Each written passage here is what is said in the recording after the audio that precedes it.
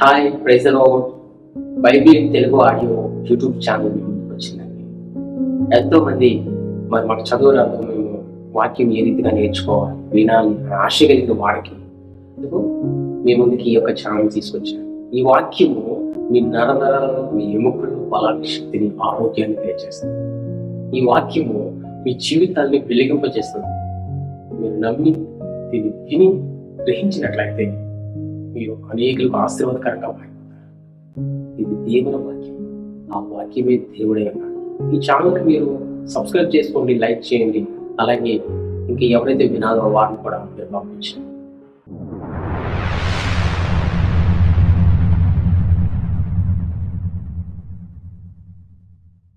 న్యాయాధిపతులు 10వ అధ్యాయము.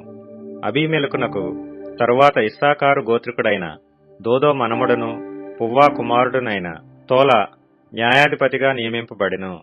అతడు ఎఫ్రాయిమీల మన్యమందలి షామీరులో నివసించినవాడు. అతడు 23 సంవత్సరములు ఇశ్రాయేలీలకు న్యాయాధిపతి అయ్యుండి చనిపోయి షామీరులో పాతిపెట్టబడెను.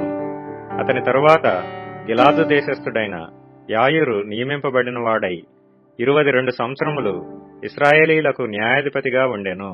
అతనికి 30 మంది కుమారులుండిరి. వారు 30 గాడిద పిల్లల నెక్కి తిరుగువారు. 30 ఊర్లు వారికుండెను. నేటి వరకు వారికి యాయూరు గ్రామములని పేరు. అవి గిలాదు దేశములోనున్నవి. యాయూరు చనిపోయి కామోనులో పాతిపెట్టబడెను. ఇశ్రాయేలీయులు యెహోవా సన్నిధిని మరలా దుష్ప్రవర్తనలైరి. వారు యెహోవాను విసర్జించి ఆయన సేవ మానివేసి బయలులు, అష్తారోతులు అను సిరియన్ల దేవతలను, సీదోనీయుల దేవతలను, మోయాబీయుల దేవతలను, అమ్మోనీయుల దేవతలను, ఫిలిష్తీయుల దేవతలను పూజించుచూ వచ్చిరి. యెహోవా కోపాగ్ని ఇశ్రాయేలీల మీద మండగా ఆయన ఫిలిష్తీయుల చేతికిని అమ్మోనీయుల చేతికిని వారిని అప్పగించెను గనుక వారు ఆ సంవత్సరము మొదలుకొని ఇశ్రాయేలీలను అనగా యొర్దాను అవతలనున్న గిలాదునందలి అమోరీయుల దేశములో కాపురమున్న ఇశ్రాయేలీలను 18 సంవత్సరములు చితకగొట్టి అణచివేసిరి. మరియు అమ్మోనీయులు యూదా దేశస్థులతోనూ బెన్యామీనీయులతోనూ ఎఫ్రాయిమీయులతోనూ యుద్ధము చేయుటకు యొర్దానును దాటిరి గనుక ఇశ్రాయేలీలకు మిక్కిలి శ్రమ కలిగెను.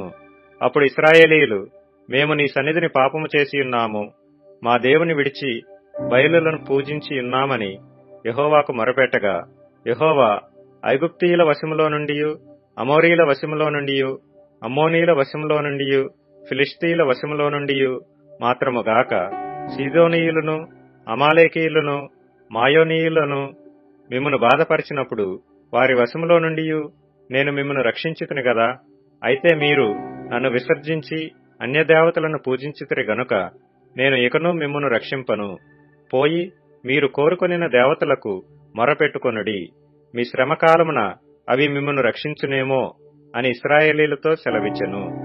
అప్పుడు ఇశ్రాయేలీయులు, మేము పాపం చేసి ఉన్నాము, నీ దృష్టికి ఏది అనుకూలమో దాని చొప్పున మాకు చేయుము, దయచేసి నేడు మమ్మను రక్షింపుమని చెప్పి యెహోవాను సేవింపవలనని తమ మధ్య నుండి అన్యదేవతలను తొలగింపగా ఆయన ఆత్మ ఇశ్రాయేలీలకు కలిగిన దురవస్థను చూచి సహింపలేకపోయెను. అప్పుడు అమ్మోనీయులు కూడుకొని గిలాదులో దిగియుండిరి. ఇశ్రాయేలీయులను కూడుకొని మిస్పాలో దిగియుండిరి. కాబట్టి జనులు అనగా గిలాదు పెద్దలు అమ్మోనీయులతో యుద్ధము చేయ బూనుకొని వాడెవడో వాడు గిలాదు నివాసులకందరికీ ప్రధానుడగునని ఒకనితోనొకడు చెప్పుకొనిరి. ఈ ఎపిసోడ్ మీకు నచ్చినట్లయితే లైక్ చేయండి, షేర్ చేయండి, సబ్స్క్రైబ్ చేసుకోండి. అలాగే మీ ఫ్రెండ్స్ కూడా షేర్ చేసి కిందనున్న ఈ లింక్ ద్వారా మీ యొక్క ప్రార్థన రిక్వెస్ట్లను పంపి మాకు తెలియజేయవలసింది కాకపోతే